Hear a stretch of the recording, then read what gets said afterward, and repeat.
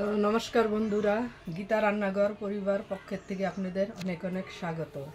তো বন্ধুরা, আজ আমি অনেক দিন পরে রেসিপি নিয়ে চলে এসেছি। তো বন্ধুরা, আমার শরীর ভালো না, তো দেখুন এই হাত উঁচু করতে পারি না আমি। তো তার জন্য এতদিন রেসিপি বন্ধ ছিল আমার, আমি একদম হাত উঁচু করতে পারছি না।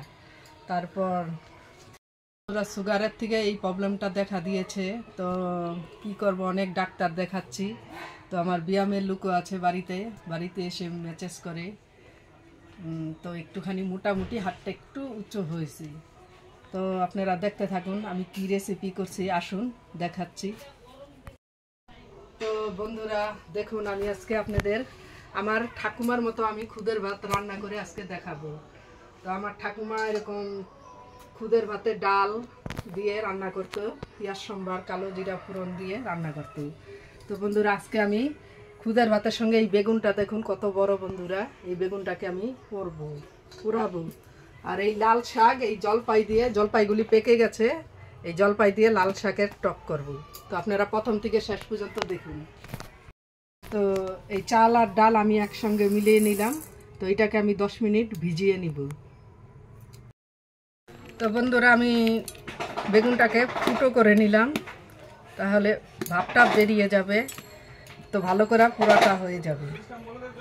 তো আর এই সরষের তেল মেখে নিব বেগুনটাকে, এই সরষের তেল ভালো করে মেখে নিলাম।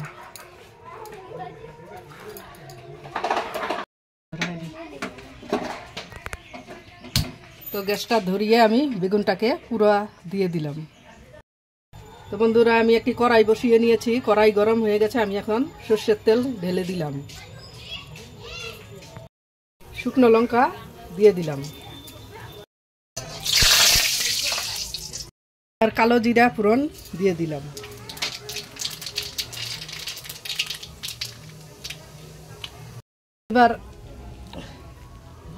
এবার পেঁয়াজ কুচি দিয়ে দিলাম।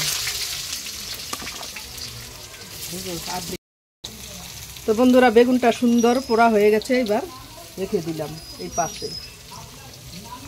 আমি একটু ভালো করে পেঁয়াজটা মোটামুটি ভেজে নিয়েছি, এবার চালগুলি উপর থেকে এইভাবে দিয়ে দিব। তো বন্ধুরা, আমি ভালো করে চালটাকে কাকর ইসে করে তারপর আমি চালটাকে ভেজে নিলাম। তো ভালো করে ভাজতে হবে, তারপর জল দিয়ে দিব।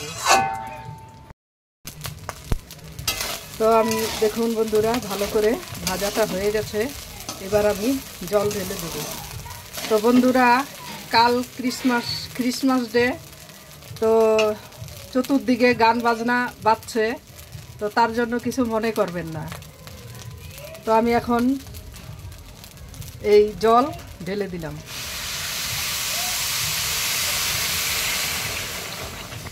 এই যে আমি ভালো করে নেড়ে চেড়ে ঢাকা দিয়ে দিব।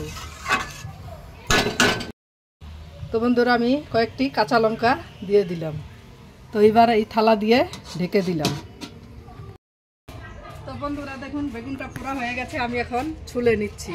তো বন্ধুরা, আপনারা তো ওকে তো চিনেন, ও আমার ননদ হয়, ওদের বাড়িও আমি ব্লগ দেখিয়েছি আপনাদের কাছে। তো ওদের বাড়ির থেকে আমি কচু পাতা, কচুর ফুল, পাট শাক, আরেকটা কি শাক জানি তুলেছি, সেটা আমি নাম জানি না। তো দেখুন, এটা আমার ননদ, এটা ভাগনা।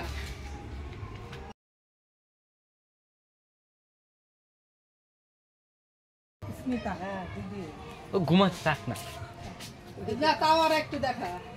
আয় আমি আয় দেখে শোনা। তো ও আমার ভাগ্নি হয় বন্ধুরা। দেখুন, একটু মানসিক দোষ আছে মেয়েটার। তো দেখুন, লক্ষ্মীর মতন, প্রতিমার মতন চেহারা, খুব খারাপ লাগে, কিচ্ছু বুঝে না। তো বন্ধুরা, ওর জন্য একটু কমেন্ট, সাবস্ক্রাইব, লাইক করেন।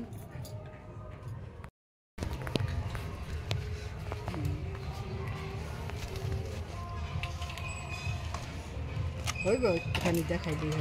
তো দেখুন, তেল মেখে ছুলেছি, একদম কি সুন্দর কাগজের মতো উঠে যাচ্ছে। এটা কি ভাত দিয়ে খাবা?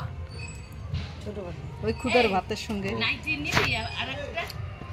কি করো? এই হুকে ঘাট লাগাচ্ছি, ঠাকুমা বলছে যে ঘাট লাগাতে হুক সেলাই করে দিতে। ও তো বন্ধুরা আমি সামান্য একটু নুন দিয়ে দিলাম।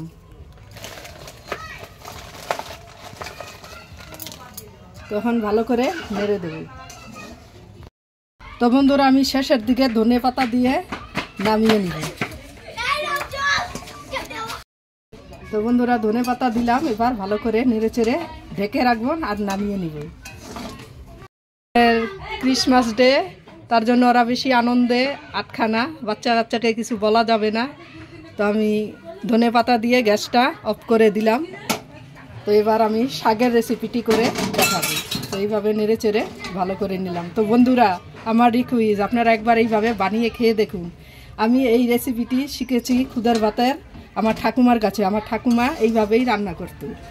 তো একবার আপনারা খেয়ে দেখুন আর কমেন্ট করে জানান। তো বন্ধুরা আমি এটাতে লঙ্কা ভেজে নিয়েছি বেগুন পোড়া মাখার জন্য।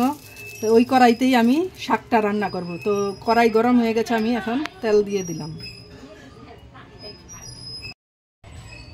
তো তেল গরম হয়ে গেছে, আমি শুকনো লঙ্কা ফোড়নে দিলাম। তো বন্ধুরা আমি সরষা ফোড়ন দিয়ে দিলাম। তো বন্ধুরা আমি কয়েকটি কাঁচা লঙ্কা দিয়ে দিলাম। তো বন্ধুরা আমি লাল শাক দিয়ে দিলাম।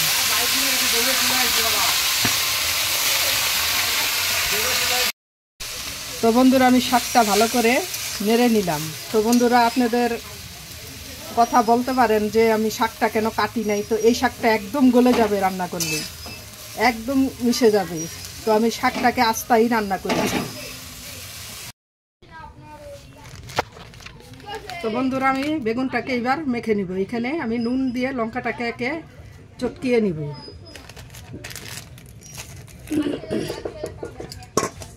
তো বন্ধুরা দিয়ে দিলাম পেঁয়াজ কুচি, দিয়ে দিলাম ধনে পাতা কুচি।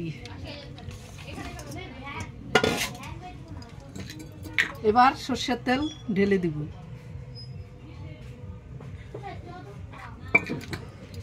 এবার লঙ্কাটাকে ডলে নিব এইভাবে।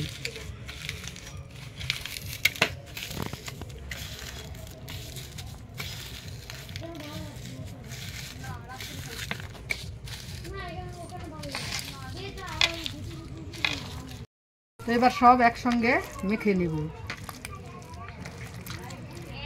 আমি 1 চামচ নুন দিয়ে দিলাম। তো টক আছে বলে আরেকটু সামান্য দিয়ে দিলাম। তো আমি ভালো করে দেখুন শাকটা কতটুকু কমে গেছে আর কতটা গলে গেছে। শাকটা আরো গলবে। শাকটা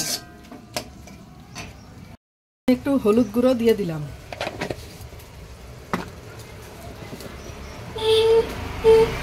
আর একটু চিনি দিয়ে দিলাম।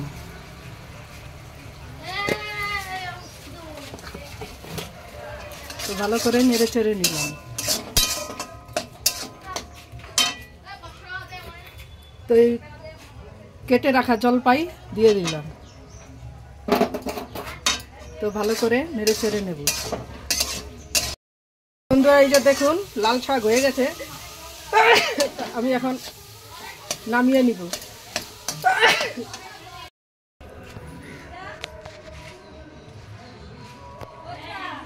হ্যাঁ, তো বন্ধুরা দেখুন এই যে আমি আমার ঠাকুমার মতো খুদের ভাত করেছি, একদম ঝরঝরা ভাত। এই যে একদম ঝরঝরা দেখুন। তো সবাই খেয়ে দেখুক আর বলুক, আপনারা ওইভাবে ট্রাই করবেন আর খাবেন। একবার খাবেন আর আমাকে কমেন্টে জানাবেন যে কিরকম লাগলো। তো সবাইকে দিচ্ছি।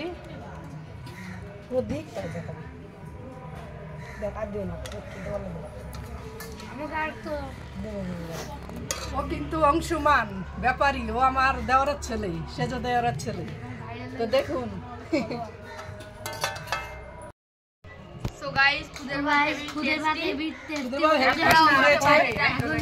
খাচ্ছি। আপনার বাড়িতে ট্রাই করবেন।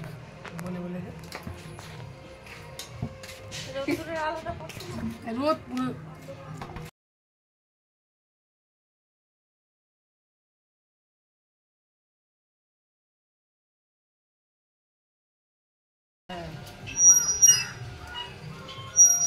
খুব সুন্দর খেতে হয়েছে।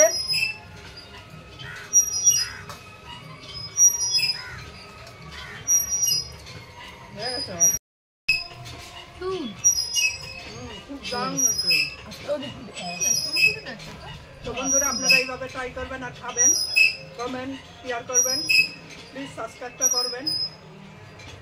তো ভালো লাগলে ভিডিওটা দেখবেন। টাটা।